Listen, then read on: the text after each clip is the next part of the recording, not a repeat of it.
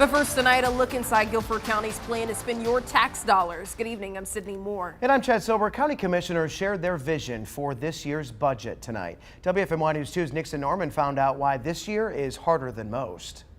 That's right, guys. This year is much different from years past. Local and state leaders across the country must come up with a budget without knowing how much money they'll actually get. The trickle-down effect from cuts at the federal level is creating a game of wait and see for county commissioners.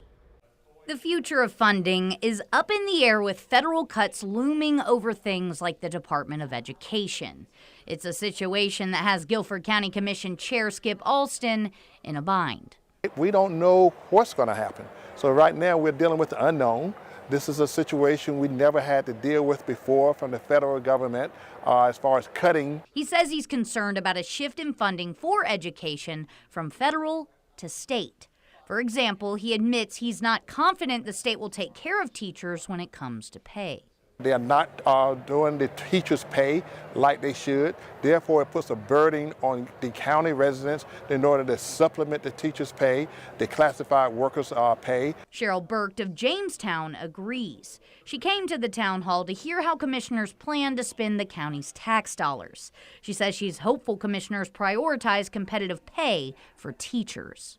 We have to get serious about keeping our teachers here and helping our students in this school district.